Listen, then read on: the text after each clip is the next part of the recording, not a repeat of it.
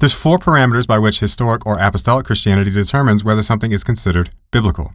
The first is apostolicity.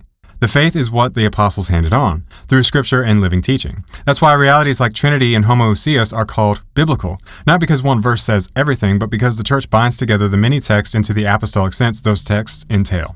Secondly, Catholicity, or consensus. What has been believed everywhere, always and by all, keeps development organic. Councils don't invent new doctrines. They recognize what the church already prays and teaches.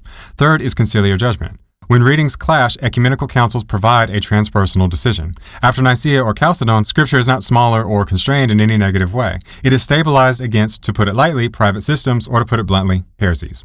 And finally, liturgical reception. The church believes as she worships. The church's worship is her long memory. Baptismal formulas, Eucharistic prayers, feasts, etc., these bind exegesis to the church's lived confession. Now, I invite you to notice how the framework of the historic or apostolic church's rule of faith provides the counterbalance to each of the Protestant schools of thought. These historic parameters don't erase Protestant insights, they provide stability as they right the boat, so to speak.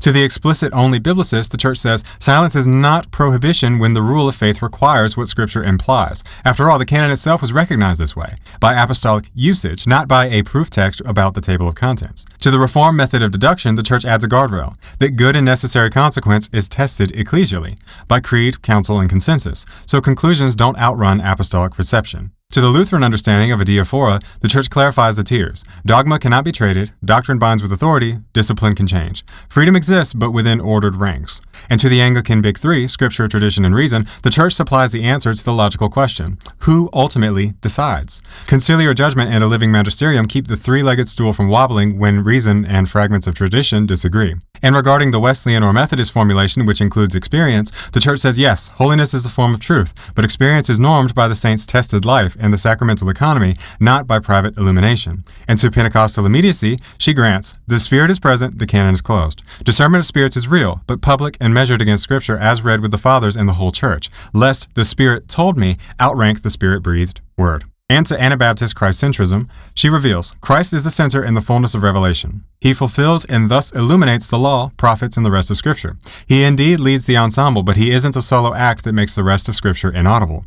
And to mainline progressive trajectory readings, she affirms growth while binding it to the deposit. Genuine development unfolds. It does not invert what Scripture and creed teach. The force of that's unbiblical is dependent upon a prior rule of judgment as to what is or isn't in the first place biblical.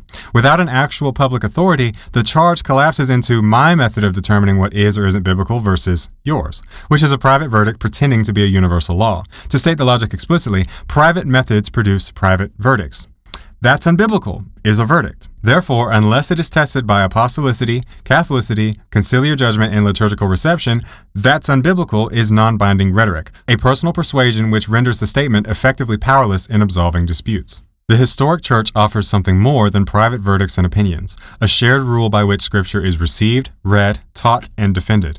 Apostolicity, Catholicity, conciliar judgment, and liturgical reception.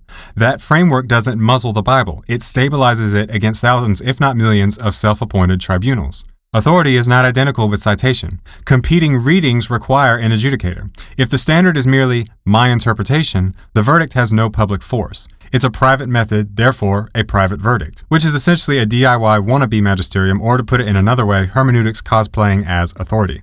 The historic parameters supply exactly what the charge, that's unbiblical, lacks: a public judge. An answer to the questions, unbiblical, by what rule or by what authority? Apostolicity guards continuity with the deposit. Catholicity checks parochial novelty against the church's universal memory. Conciliar judgment renders a transpersonal decision that outlives us. Liturgical reception ensures the church actually prays what she claims to believe.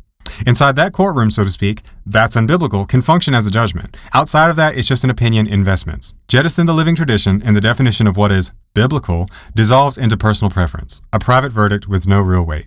So before you can rightly say that's unbiblical, one must define unbiblical.